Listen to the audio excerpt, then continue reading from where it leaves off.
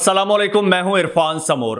दोस्तों, पाकिस्तान तहरीक इंसाफ ने यह ठान ली है कि अगर बल्ला नहीं होगा तो इलेक्शन भी नहीं होने देंगे और इलेक्शन कमीशन और दीगर लोगों को चैन से नहीं बैठने देंगे। पाकिस्तान तहरीक इंसाफ ने अब फिर एक नया कट्टा खोल दिया है, जिसके बाद इलेक्शन कमीशन अब मजबूर हो गया है कि वो पाकिस्तान तहरीक इंसाफ को बल्ला वापस करे। और इलेक्शन कमीशन ने बल्ला वापस करने की हामी भी भर ली है, लेकिन एक शर्त पर। यह सब कुछ अचानक कैसे हुआ और कैसे होने जा रहा है? क्या पाकिस्तान तहरीक इंसाफ को वाकई ही बल्ला वापस मिलने जा रहा है? इस बारे में आज मैं एक एक चीज आपको तफसील से बताऊंगा, लेकिन उससे पहले नए आने वाले दोस्तों से गुजारिश है कि वो इस चैनल को सब्सक्राइब कर लें, बेल आइकन पर क्लिक कर दें और फेसबुक पेज को भी फॉलो जरूर कर लें।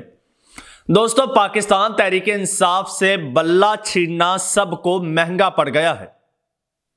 अब बल्ले के बगैर इलेक्शन मुमकिन नहीं रहा, क्योंकि पाकिस्तान तहरीक इंसाफ पाकिस्तान की सबसे बड़ी पार्लिमानी जमात है। सबसे ज्यादा इस वक्त भी जो कैंडिडेट हैं वो पाकिस्तान तहरीक इंसाफ के हैं, खा वो नेशनल असम्बली हो, खा वो सूबाई असम्बलियां हो। तमाम असम्बलियों में, चारों सूबों में, विफाक में कोई ऐसा हलका मौजूद नहीं है जिसमें पाकिस्तान तहरीक इंसाफ का कैंडिडेट ना हो। जब कागजात नामजदगी जमा कराए गए तो सबसे ज्यादा पाकिस्तान तहरीक इंसाफ ने 2400 से भी ज्यादा कागजात नामजदगी जमा कराए और पाकिस्तान की सबसे ज्यादा कागजात जमा करवाने वाली जमात ठहरी। पाकिस्तान तहरीक इंसाफ के एक एक हलके से 10-10 उम्मीदवारों ने भी कागजात नामजदगी जमा कराए। और फिर हुआ यह कि जब एक कैंडिडेट ने कागजात नामजदगी पर टिकट हासिल कर लिया तो बाकी 9 ने उसके हक में सरेंडर कर दिया। यह भी एक बड़ी पॉजिटिव चीज थी। लेकिन खैर, बात हो रही थी कि इतनी बड़ी तादाद में कैंडिडेट्स एक जमात के और फिर इतनी मकबूल जमात, इस वक्त कह लो कि 2/3 मेजॉरिटी से भी ज्यादा पाकिस्तान तहरीक इंसाफ सिक्योर कर सकती है अगर फ्री एंड फेयर इलेक्शंस हो।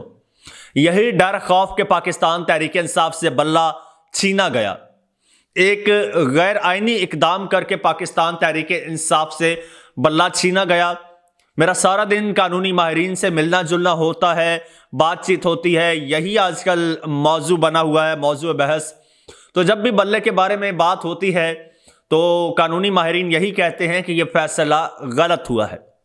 यह आईनी तौर पर भी और अखलाकी तौर पर भी गलत हुआ है यह फैसला। और यह फैसला मुल्क की जमहूरियत के लिए और मुल्क के मुस्तकबिल के लिए अच्छा साबित नहीं होगा।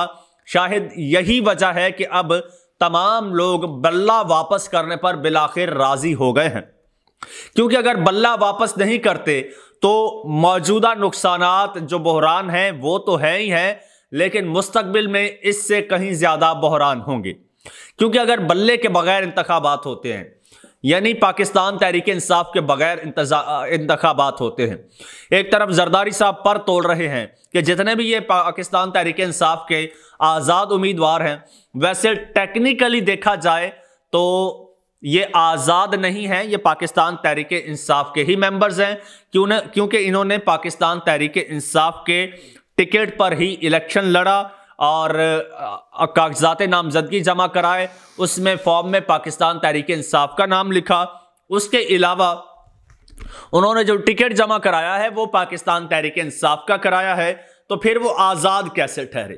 पहले आज़ाद कहा जा रहा था और इलेक्शन कमीशन ने तहरीक इंसाफ का नाम इलेक्शन कमीशन की जो लिस्ट है सियासी जमातों की, उस लिस्ट से निकाल दिया था। लेकिन फिर एक प्रेशर आया, वो प्रेशर इतना प्रेशर आया कि इलेक्शन कमीशन प्रेशर बर्दाश्त ना कर सका और मजबूरन उसे पाकिस्तान तहरीक इंसाफ का नाम सियासी जमातों की लिस्ट में डालना पड़ा। अब पाकिस्तान तहरीक इंसाफ का नाम तो वापस आ चुका है, अब बल्ला वापस देने पर भी इलेक्शन कमीशन मान गया है, पाकिस्तान तहरीक इंसाफ को बिलाखिर बल्ला मिल जाएगा। इस हवाले से 2 डेवलपमेंट्स हुई हैं, एक एक करके दोनों मैं आपके सामने रखता हूं। एक डेवलपमेंट तो यह हुई है कि पाकिस्तान तहरीक इंसाफ के जो मौजूदा और ये कह लो कि आरजी चेयरमैन हैं बैरिस्टर गौहर साहब, उनकी इलेक्शन कमीशन हुकाम से मुलाकात हुई है और उन्होंने तो कहा है कि हम बुनेर के एक हलके के हवाले से इलेक्शन कमीशन से कोई मुशावरत हुई है, लेकिन जो अंदर की खबर निकल कर आ रही है सामने वो ये आ रही है कि पाकिस्तान तहरीक इंसाफ के चेयरमैन यानी बैरिस्टर गौहर की इलेक्शन कमिश्नर से सिकंदर सुल्तान राजा से मुलाकात हुई है और उसमें तय ये पाया है कि अगर पाकिस्तान तहरीक इंसाफ अभी भी इंट्रा पार्टी इंतखाबात करवा देती है तो पाकिस्तान तहरीक इंसाफ के जितने भी पाकिस्तान तहरीक इंसाफ को बल्ला फिल फॉर वापस कर दिया जाएगा।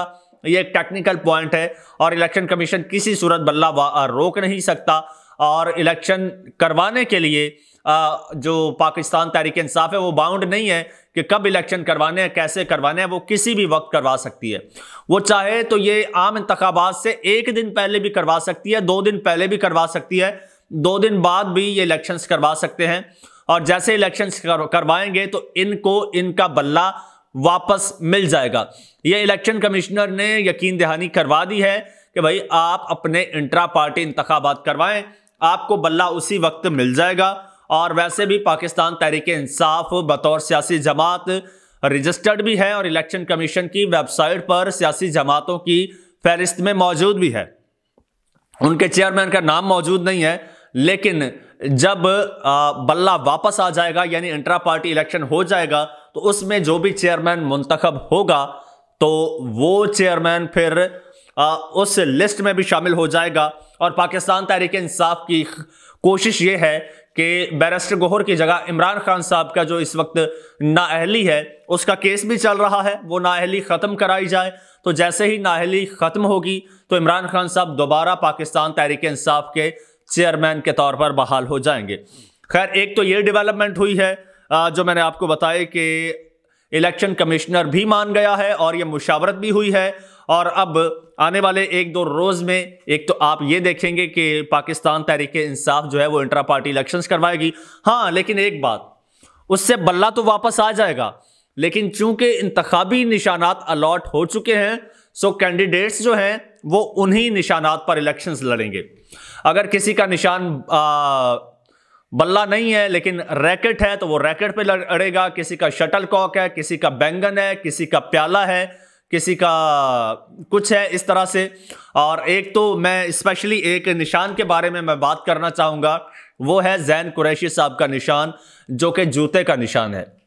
आप सोचिए ज़रा एक लम्हे के लिए सोचिए, ज़ैन कुरैशी के पास है जूता।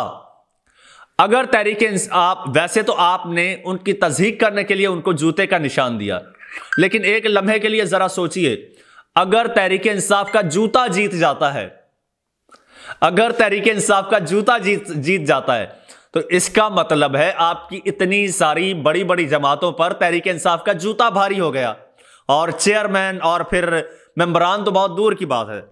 खैर, ये एक अलग बात है। अभी एक और डेवलपमेंट हुई है जी, एक और वकील साहब हैं अजहर सिद्दीक एडवोकेट साहब, वो चैन नहीं लेने दे रहे, वो किसी सूरत इनको चैन नहीं लेने दे रहे। अब उन्होंने क्या किया है, एक नया कट्टा खोल दिया है। एक तरफ तो ये जो बल्ले वाली बात चल रही है इलेक्शन कमीशन के साथ मुशावरत, दूसरी जानिब ये डेवलपमेंट हुई है कि मियां शब्बीर साहब हैं, उन्होंने अजहर सिद्दीक एडवोकेट की वसातत से दरखास्त दायर कर दी है जिसमें इलेक्शन कमीशन और वफाकी हुकूमत समेत दीगर को फरीक बनाया गया है जनाब। और दरखास्त में मौक़िफ़ ये दिया गया है कि इलेक्शन एक्ट का सेक्शन 215 आइन से मुतसादिम है और सुप्रीम कोर्ट मुतादिद फैसलों में यह तय कर चुकी है कि पार्टी इलेक्शन का जनरल इंतखाबात पर कोई असर नहीं पड़ता। ये एक टेक्निकल पॉइंट है, ज़रा इस पर गौर कीजिए, फिर मैं आपको आसान अल्फाज में समझाता भी हूँ। दरखास्त गुजार के मुताबिक आइन के आर्टिकल 17 के तहत किसी भी सियासी जमात पर सिर्फ 2 सूरतों में पाबंदी लगाई जा सकती है, लेकिन सेक्शन 215 के तहत किसी भी सियासी जमात से इंतखाबी निशान वापस लिया जा सकता है।